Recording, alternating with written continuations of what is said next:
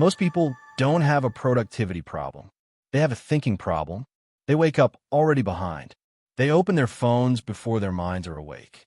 They react all day, then wonder why nothing meaningful gets done. And here's the uncomfortable truth most people don't want to hear. If you rely on motivation to be productive, you will always lose. Motivation is emotional. Productivity is structural.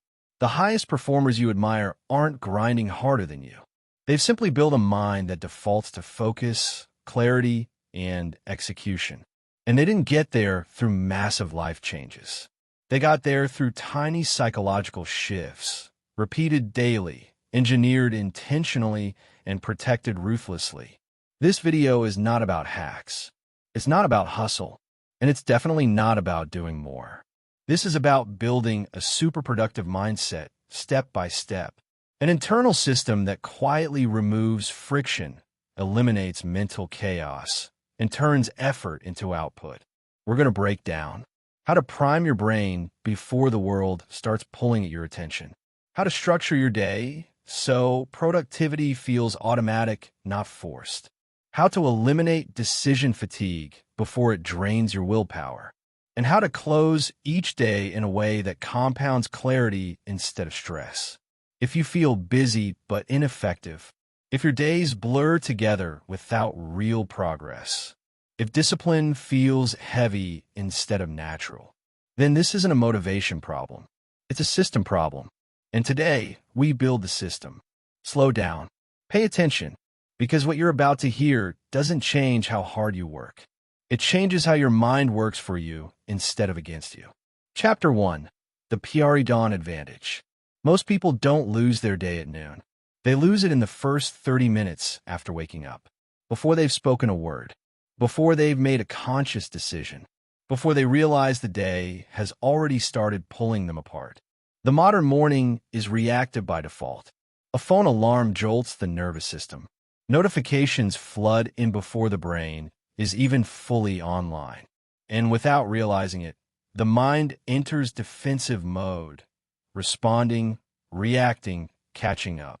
This is why so many people feel tired before the day even begins. Their mind never gets the chance to take the lead. The pre-dawn advantage isn't about waking up at 4 a.m. It's about who controls your mind first, you or the world. The first 5 minutes decide everything. Neuroscience is brutally clear on this. The brain is most plastic immediately after waking. Thought patterns formed in this window don't just influence mood. They set the operating system for the entire day.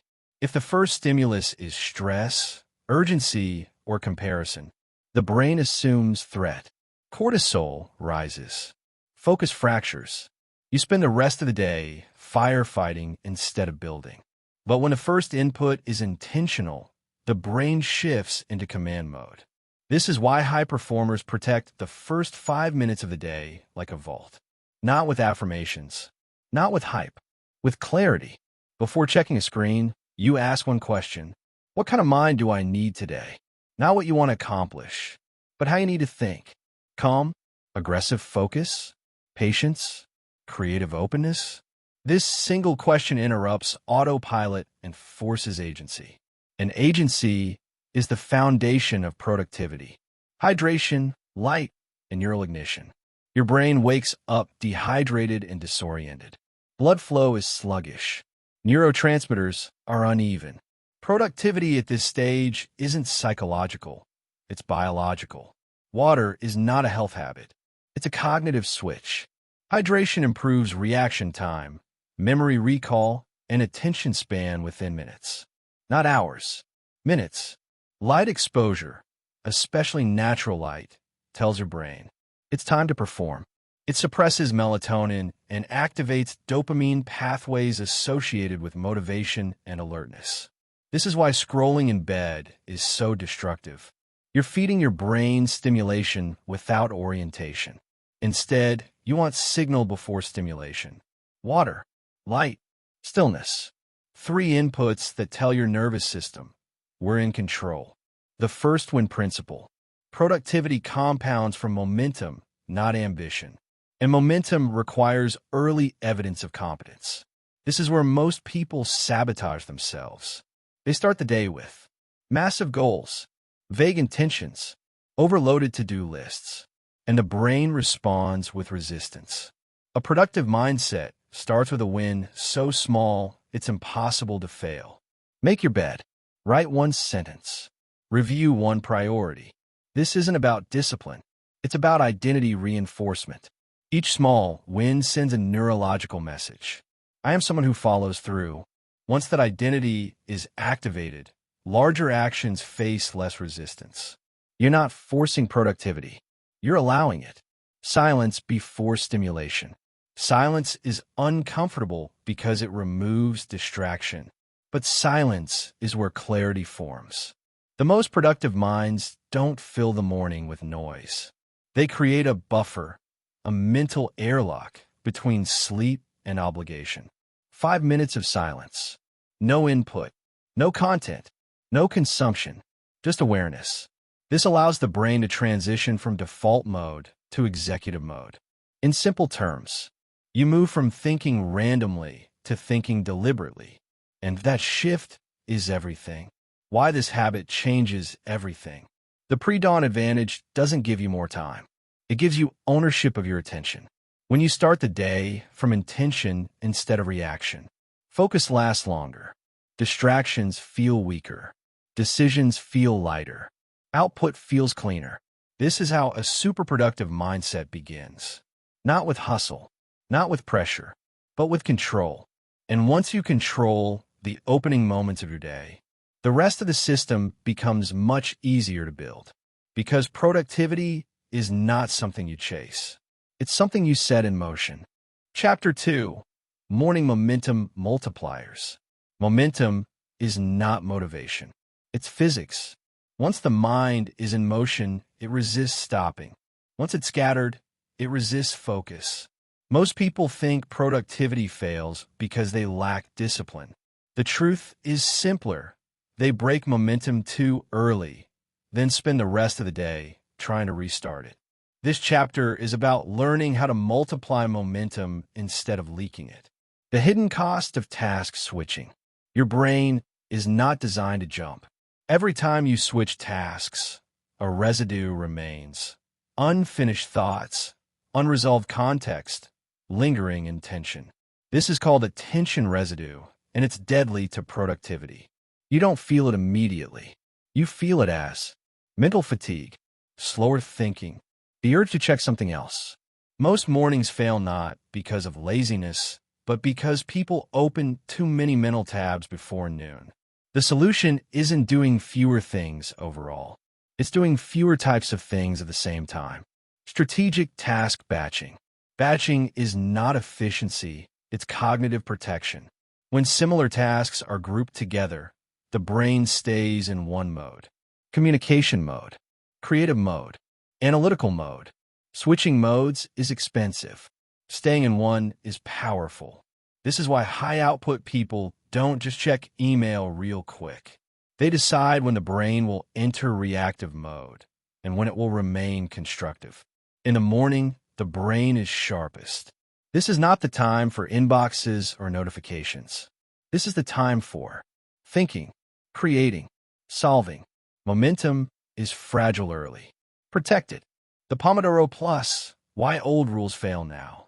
Classic productivity systems were designed before constant digital intrusion. Today, 25 minutes isn't enough, and breaks aren't breaks if they include dopamine spikes. The updated rule is simple. Longer focus, cleaner breaks. A deep work block should feel immersive, not rushed. And breaks should restore clarity, not fracture it. That means no scrolling, no content, no emotional stimulation. A real break is neutral. It resets the nervous system instead of hijacking it. This is how you return to work sharper than when you left. The mid-morning check-in, course correction without collapse. Most people wait until the end of the day to realize they drifted. Productive minds audit early, while correction is still cheap. The mid-morning check-in isn't about productivity guilt. It's about alignment. You ask, am I working on what matters? Is my energy rising or falling? Am I creating or reacting? If the answer is off, you adjust without judgment. Self-criticism kills momentum. Awareness restores it. This is how you stay productive without burning mental fuel on frustration. Protecting the flow state. Flow is fragile. Once broken, it takes time to rebuild. This is why productive people silence notifications, set boundaries, delay low-value communication. They understand something most people don't. Focus is not a personality trait. It's an environment you protect. Momentum grows when interruptions shrink. And once flow sets in, productivity becomes effortless, almost automatic. Why this habit separates high performers. Morning momentum compounds into cleaner decisions, faster execution, less emotional resistance. By noon, most people are already tired, not because they worked hard, but because they wasted mental energy restarting. When you multiply momentum early, the rest of the day feels lighter. Not easier, lighter. And that's the difference between productivity that drains you and productivity that sustains you. Chapter 3. Midday Recharge and Refocus. Midday is where productivity goes to die. Not because people are lazy, not because they lack discipline, but because the brain is running on fumes it doesn't know how to detect. Most people push through this phase blindly, chasing coffee, sugar, stimulation, and mistake survival for productivity. This chapter is about resetting without collapsing. The myth of the afternoon slump. The slump isn't caused by time. It's caused by mismanaged energy. Your brain burns glucose, attention, and emotional bandwidth all morning. If you don't replenish strategically, performance degrades quietly. That degradation shows up as procrastination disguised as research, emotional irritability, reduced working memory, poor impulse control. This is not weakness. It's biology. High performers don't fight biology. They work with it. Mindful fueling. Food as cognitive strategy. Food is not just calories. It's information. Every meal sends a signal. Focus or fog. Stability or spikes. Calm or agitation. Most midday meals sabotage the afternoon by overwhelming digestion and blood sugar regulation. Heavy meals steal blood from the brain. Sugar spikes steal clarity later.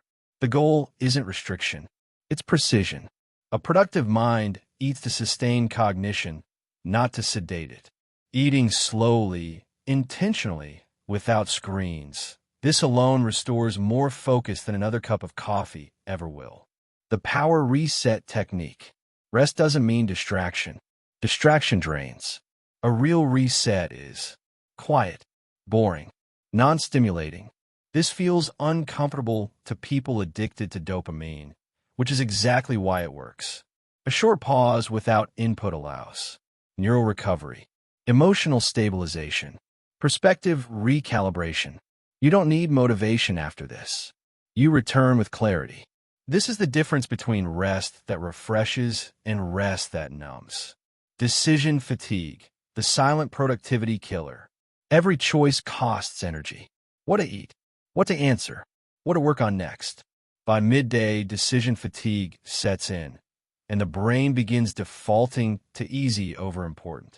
High performers design their day, so the afternoon requires fewer decisions, not more. They pre-decide what tasks happen, in what order, with what boundaries. This preserves cognitive resources for the work that actually matters. Structure is not rigidity. It's relief, refocusing without force. Most people try to push focus back. That never works. Focus returns when inputs decrease, expectations soften, direction becomes clear again. A brief reset plus a single, defined task is enough. Not a list, not a plan. One clear objective. Momentum doesn't need motivation. It needs simplicity. Why midday mastery changes everything. This chapter isn't about squeezing more hours out of the day. It's about protecting the second half of your mind. People who master midday finish strong, make better decisions, avoid emotional exhaustion. They don't rely on willpower. They rely on awareness and restraint. And once you stop burning energy carelessly, productivity stops feeling like effort and starts feeling like control. Chapter 4: Afternoon Optimization and the Intelligent Wind Down. The afternoon is misunderstood. People treat it like a slow fade to the end of the day. High performers treat it like a precision window. This chapter is about learning how to extract high-impact output without draining the nervous system, and how to shut down in a way that protects tomorrow. The late-day energy illusion. Contrary to popular belief, energy doesn't just decline linearly.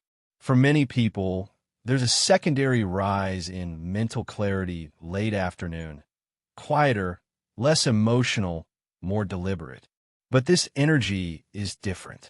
It's not ideal for brainstorming or chaotic work. It's ideal for execution, completion, refinement. When you misuse this energy on reactive tasks, you waste one of the most efficient cognitive states of the day. The output blast principle. The afternoon is for finishing, not starting. This is where you close loops, finalize drafts, ship decisions, resolve loose ends. High performers don't multitask here. They compress effort into one focused execution block. This creates psychological relief. Completion frees mental space. Open loops drain it. A single completed task at this stage often feels more satisfying than 5 started tasks in the morning because the brain values closure. Why reaction destroys late-day focus. Emails, messages, notifications. These are emotional triggers, not tasks. Every reactive interaction pulls your mind into someone else's priorities when your brain is already more sensitive. This is why late-day reactivity leads to irritability, overthinking, mental exhaustion. The solution isn't avoidance, it's containment. You choose a defined window for reactive work, and once it closes, it stays closed. Boundaries are not selfish. They are cognitive hygiene. The gentle descent, why abrupt stops fail. Most people either work until collapse or quit abruptly with mental chaos unresolved. Both sabotage recovery. The brain needs a descent, not a crash. This means gradually reducing cognitive load, emotional stimulation, decision pressure. The goal is to signal safety to the nervous system. When the brain feels safe, it lets go. Digital sunset, teaching the brain it's over. Screens keep the mind alert. Alerts keep it vigilant. A productive mind learns to end the day deliberately, not accidentally. This isn't about perfection. It's about consistency. Reducing screen intensity, notifications, and stimulation allows the brain to transition into recovery mode, which directly affects sleep quality. Sleep is not rest. It's neurological maintenance. Preparing tomorrow without overthinking. The most powerful productivity habit happens after work ends. You set tomorrow up while today is still fresh. Define the first task. Prepare the workspace. Remove friction. This gives the brain closure. When tomorrow feels clear, the mind relaxes. When tomorrow feels chaotic, the mind stays alert. This is why productive people sleep better. Why wind down is a performance tool. The way you end the day determines how you start the next. This chapter isn't about doing less. It's about ending intelligently. Because productivity isn't built by endless effort. It's built by clean transitions. And when a mind learns how to close, it becomes far better at opening. Chapter 5: Evening Reflection and the Mental Reset. Most people end their day exhausted, distracted, and mentally scattered. They don't shut down. They fade out, and whatever is left unresolved follows them into sleep, shaping stress levels, sleep quality, and tomorrow's mental clarity. This chapter is about learning how to close the day with intention, so your mind resets instead of ruminates. The cost of the unexamined day. Hard work without reflection is invisible labor. You can be busy all day and still feel behind. Not because you failed, but because nothing was processed. The mind needs meaning, not just motion. Without reflection, wins are forgotten, lessons are lost, mistakes repeat, effort feels pointless. Reflection converts effort into insight. Insight converts repetition into growth. The evening audit without self-judgment. Reflection is not self-criticism. It's pattern recognition. The most effective evening audit asks only a few questions, but asks them honestly. Not, what did I do wrong? But, what worked today? What drained me? What deserves adjustment tomorrow? These questions train the brain to observe instead of attack. Judgment tightens the mind. Observation loosens it. This is how you learn without burning emotional energy. The data of the soul. Journaling is misunderstood. It's not about writing pages. It's about externalizing thought. When thoughts stay in the mind, they loop. When they're written down, they resolve. This turns emotion into data. Over time, patterns emerge. Energy cycles, productivity triggers, emotional responses. You stop guessing about yourself. You start knowing. And self-knowledge is the most underrated productivity tool there is. Forgiving the bad days. Not every day will be clean. Not every plan will survive reality. Productive minds don't demand perfection. They demand continuity. Reflection teaches you how to acknowledge mistakes without identity damage. Reset without shame. Start again without emotional baggage. Self-forgiveness is not softness. It's strategic resilience. Strategic leisure. Rest that actually restores. Most people confuse distraction with recovery. Scrolling is not rest. Noise is not relief. True restoration is low stimulation, emotionally neutral, physically calming. Activities that restore don't excite the mind, they quiet it. This prepares the nervous system for sleep, the foundation of cognitive performance. Closing the loop. Before sleep, the mind wants reassurance. Tomorrow is clear. Today is complete. Nothing urgent is unresolved. This is why reflection and light preparation matter. When a mind feels closure, it releases control. And only a relaxed mind enters deep, restorative sleep. Why reflection multiplies everything. This chapter doesn't add hours to your day. It adds depth. Reflection compounds learning. It sharpens awareness. It strengthens emotional control. And over time, it turns productivity from effort into self-mastery. You don't just do more. You become someone who operates with clarity, restraint, and intention day after day. Chapter 7. Leverage thinking. Doing less, achieving more. Most people stay busy forever.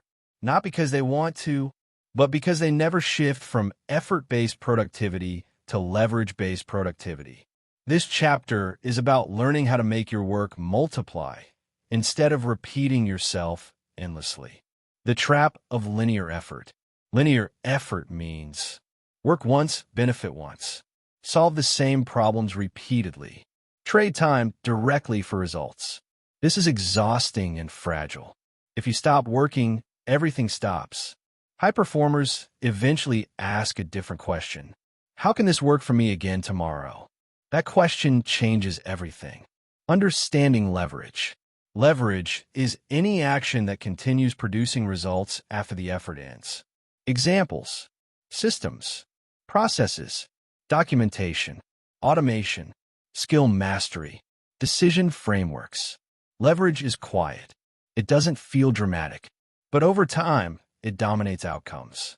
This is why two people can work the same hours and get radically different results. One compounds, the other repeats. Identifying low-leverage work. Most people are drowning in tasks that feel urgent, feel necessary, produce nothing long-term. This includes constant reacting, redundant communication, resolving known problems, over-explaining instead of documenting. High performers ruthlessly reduce these. Not by working harder, but by asking better questions. What can I eliminate? What can I standardize? What can I reuse? System thinking over hero effort. Productivity myths glorify the hero who handles everything. That model doesn't scale. Systems outperform talent over time. A system reduces decision fatigue, prevents errors, preserves energy, works even when motivation is low. High performers don't rely on memory. They rely on process. Documentation as freedom. Writing things down once saves you from explaining them forever. Clear instructions, clear standards, clear expectations. This turns mental effort into permanent assets. Your future self benefits. Your collaborators benefit. Your workload shrinks. Documentation is not busy work. It's leverage disguised as effort. Automation without complexity. Leverage doesn't require advanced tools. Often it starts with templates, checklists, rules, defaults.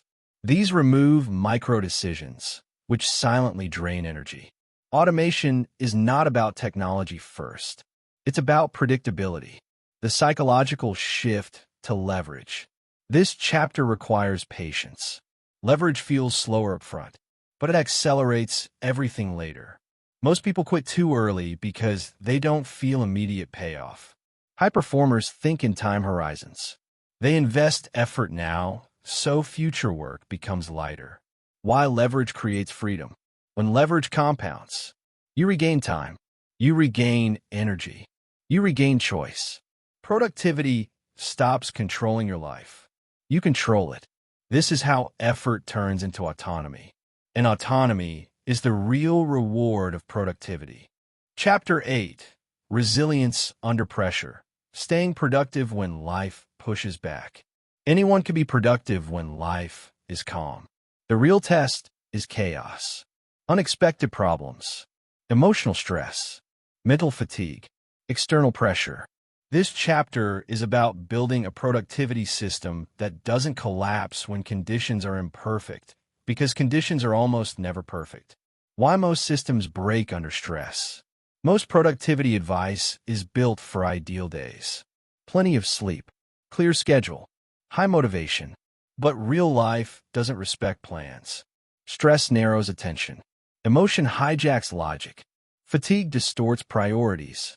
When systems are rigid, they shatter under pressure. High performers design systems that bend instead of break. Minimum viable productivity. On hard days, the goal is not excellence. It's continuity. This means defining a minimum standard. One meaningful task. One act of forward motion. One kept promise. Progress doesn't stop because intensity drops. It stops when consistency breaks. Resilient systems allow you to show up, even when you're depleted. Emotional containment over suppression. Stress isn't the enemy. Unprocessed stress is. High performers don't ignore emotions. They contain them. Containment means acknowledging the feeling, naming it, continuing with structure. You don't wait to feel better to act. You act within emotional reality. This prevents spirals. The pressure anchor. When everything feels overwhelming, you need one stable reference point. A routine, a ritual, a single predictable action. This anchor tells the nervous system, you're still in control. It doesn't have to be impressive. It has to be consistent. This is why simple habits survive chaos. Reducing cognitive load during stress. Stress amplifies decision fatigue. So resilient productivity reduces choice. Fewer tasks, clear priorities, predefined responses. You don't figure things out under pressure. You follow what's already defined. Preparation is how you stay calm later. Self-talk that preserves momentum. The inner voice during stress matters more than technique. High performers don't shame themselves for slowing down. They say, this is a low-energy day. Adjust, don't abandon. This language preserves identity and momentum. Harsh self-talk breaks systems faster than stress ever will. Why this chapter is critical. This chapter ensures your productivity, survives bad days, adapts under pressure, continues during chaos. Without resilience, systems are fragile. With it, progress becomes inevitable. You don't need perfect conditions. You need structure that respects reality. Chapter 9. Long-term mastery. Turning productivity into a lifetime advantage. Most people improve temporarily. They have productive months, focused seasons, strong bursts of discipline. Then life changes and everything resets. This chapter is about escaping that cycle and building a system that matures instead of decays. Why short-term productivity always fades. Short-term productivity relies on motivation, novelty, external pressure. These are unstable fuels. Once the excitement fades, behavior follows. Long-term mastery is different. It's quiet, boring, systematic, and because of that, it lasts. The compounding effect of mental systems. Just like money, habits compound. But mental systems compound faster because they shape decisions, attention, emotional responses. Each year of disciplined structure doesn't just add results. It multiplies judgment quality. You start choosing better work. You stop wasting energy earlier. You see patterns sooner. This is what mastery feels like.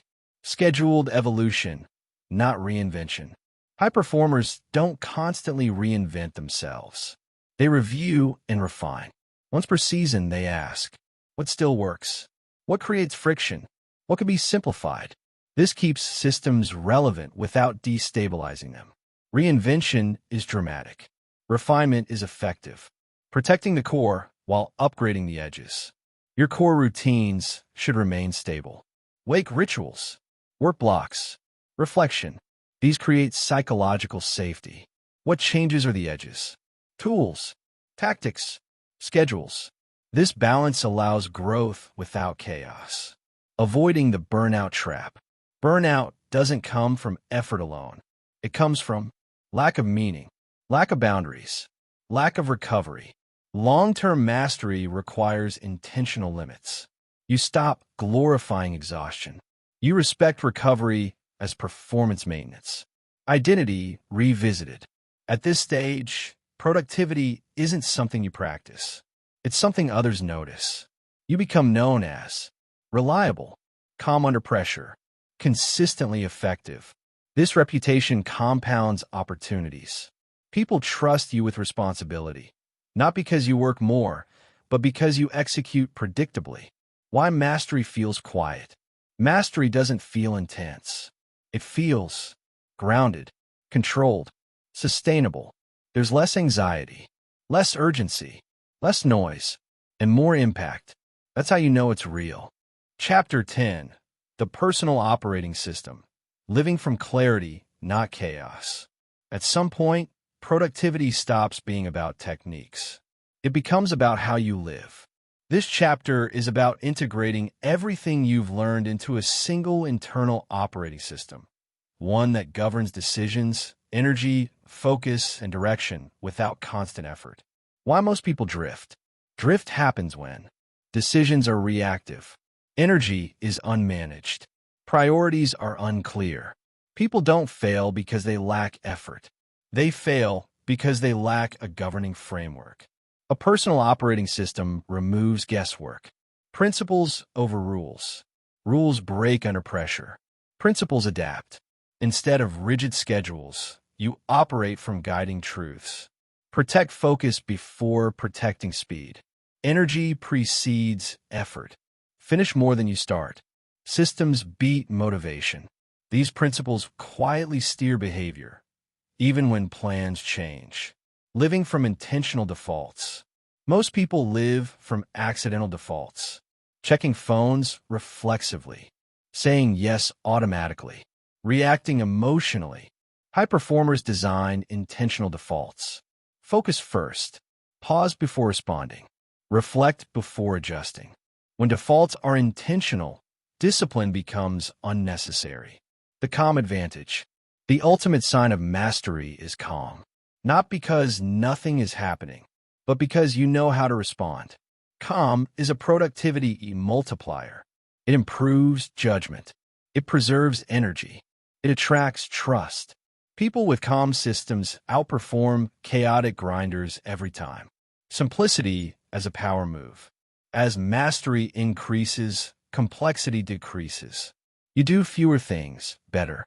You say no faster. You recover quicker. Simplicity is not minimalism. It's clarity. And clarity is what allows sustained high output without sacrifice. The quiet confidence of consistency. By now, productivity is no longer something you chase. It's something you embody.